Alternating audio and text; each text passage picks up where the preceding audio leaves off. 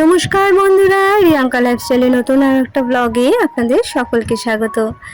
তো আজকে ছেলের পরীক্ষা শেষ হয়েছে, তাই বিকেলবেলাটা একটু রিলিফ পেয়েছি। জানেন তো, বিকেলের যে কাজগুলো থাকে এক এক করে সেগুলোই কমপ্লিট করব এবং আপনাদের সঙ্গে শেয়ার করব।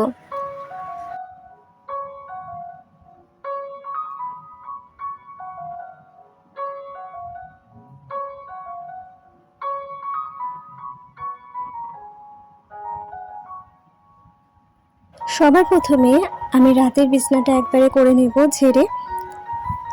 আর যেহেতু আমার একটা ঘর, তো সেই কারণে বিছনাটা না সব থেকে বেশি নোংরা হয়, জানেন তো। আর বিছনাটা যদি টান টান পরিষ্কার থাকে, ঘরটা নিট অ্যান্ড ক্লিন মনে হয়।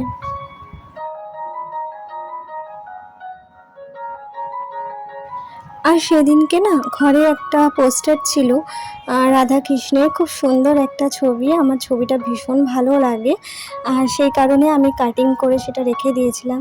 ভাবলাম এই জায়গাটা তো ফাঁকা আছে, তো এখানে আটকে দিই। তো এখানে আটকাতে গিয়ে দেখি বারবার করে না এই সেলোটেপ উঠে যাচ্ছে, তো একটা সাইড ওরকম হয়ে রয়েছে। তো এটা পরে একটু সময় পেলে ঠিক করব, কারণ পরীক্ষার মাঝখানে এটা না আমি ঠিক করতে পারিনি, জানেন তো। আর এখান থেকে ছেলে জামা কাপড় নিয়েছে, মানে ও শোধরাবে না। ওকে এতবার বলা হয় যে তোর জায়গার মতো জিনিসগুলো রাখলে এটা অনেকটাই গোছানো থাকে। আমি বারবার করে গোছাই, ও বারবার করে এলোমেলো করে। তো বাচ্চা মানুষ কিছু বলাও যায় না, একটা নিতে গিয়ে 10টা ফেলে দেবে, মানে এইরকমই হয়। এবার কিছু কিছু জামা কাপড় বেশ কিছুদিন থাকলে একটু ধুলোও পড়ে, তো সেইগুলোই আমি পাট খুলে খুলে আবার ভাঁজ করে করে গুছিয়ে রাখি, যাতে টেরে বেঁকে না যায়। আর টেরে বেঁকে গেলে না খুব বাজে লাগে দেখতে। যেহেতু আমার একটা ঘর, তাই একটু গুছিয়ে গাছিয়ে রাখারই চেষ্টা করি। মানে একটা ঘর আন্দাজে মানুষের সংখ্যা বেশি হয়ে গেছে, যেটা হয় আর কি। তো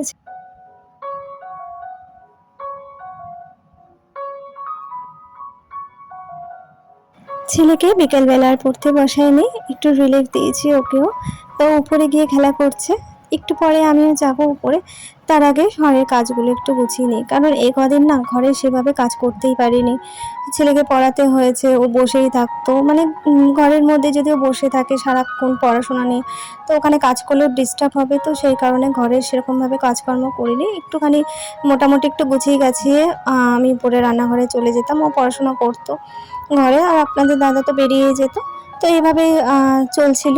তো এখন একটুখানি ফাঁকা পেয়েছি, আর মনটাও হালকা রয়েছে, যেহেতু এক্সামটা হয়ে গেছে। তাই ঘরে টুকটুক করে কাজগুলো আবার গুছিয়ে নিচ্ছি। আর এতদিন না করার ফলে না একটু ধুলোগুলোও পড়েছে, তাই ধুলোগুলো হাত দিয়ে যতটা পারলাম ঝেড়ে নিলাম।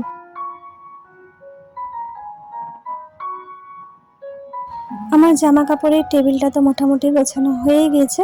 এবার যেটুখানি যা ধুলো পড়েছে তা একবারে পরিষ্কার করে নিচ্ছি ঝাড় দিয়ে। তো সন্ধ্যাবেলা ঘর ঝাড় দেওয়াটাও আমার হয়ে গেল। আপনি কি জানেন যে দুনিয়ার নাম্বার ওয়ান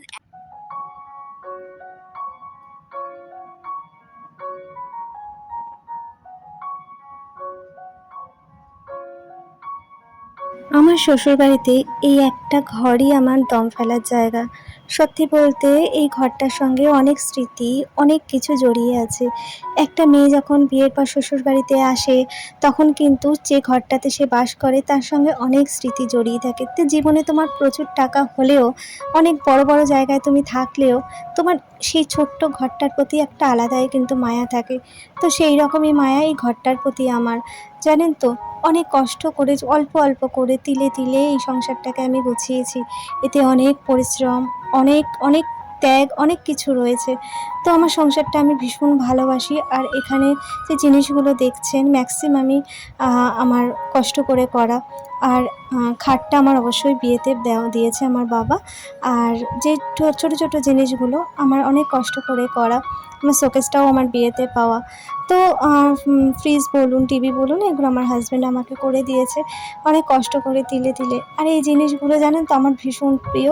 আর যতই পুরনো হোক, আমার এই জিনিসগুলোর সাথে এবং ওই ঘরটার সাথে অনেক স্মৃতি জড়িয়ে থাকবে। তো উপরে চলে এসেছি ছেলের জন্য টিফিন করতে। ছেলেকে একটু ম্যাগি করে দেবো। এখনো পর্যন্ত যারা যারা আমার ব্লগটা দেখছেন, ভালো লাগলে লাইক, শেয়ার, সাবস্ক্রাইব করে পাশে থাকবেন, সঙ্গে থাকবেন। একটা ছোট্ট আপনি কি করে জানেন কমেন্টস যে করে দুনিয়ার দেবেন। নাম্বার আর ওয়ান রিকোয়েস্ট রইল একটা লাইক করবেন। আপনাদের লাইক আমাদের ভিডিও করার উৎসাহটা কিন্তু অনেক হারে বাড়িয়ে দেয়।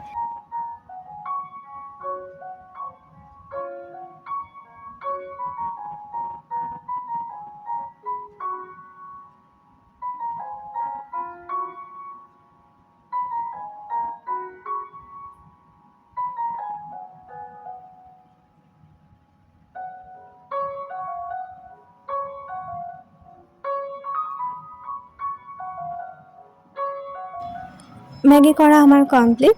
তো ছেলেকে খেতে দিয়ে দিয়েছি। আর আজকে ডিমের ঝোল ভাত করেছিলাম, তো সেটাই আপনাদের সাথে শেয়ার করলাম।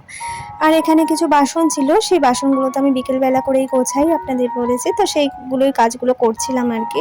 সুন্দর করে বাসনগুলোকে র্যাকে সাজিয়ে রাখছিলাম।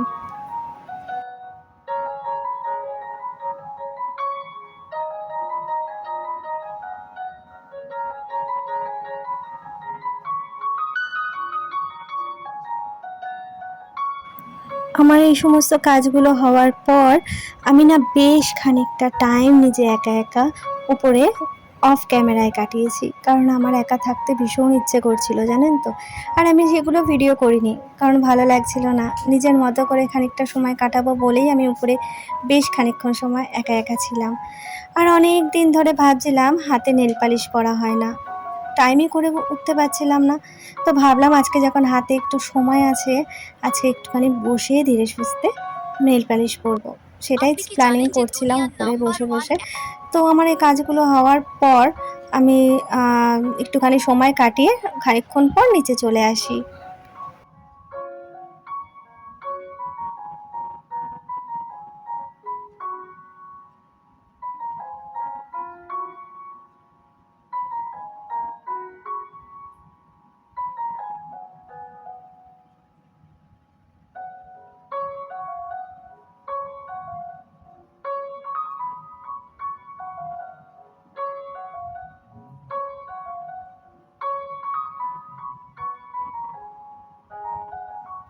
নখগুলো বেশ অনেকটাই বড় করেছি, আর নেল পালিশ পরার সময় করে উঠতে পারছি না। তো দেখুন হালকা কালার একটা নেল পালিশ পরেছি। তো আজকের ভিডিওটা আর বেশি বড় করছি না। যে যেখান থেকে দেখছেন ভালো লাগলে লাইক শেয়ার সাবস্ক্রাইব করে পাশে থাকুন। তো আজকের মতো টাটা।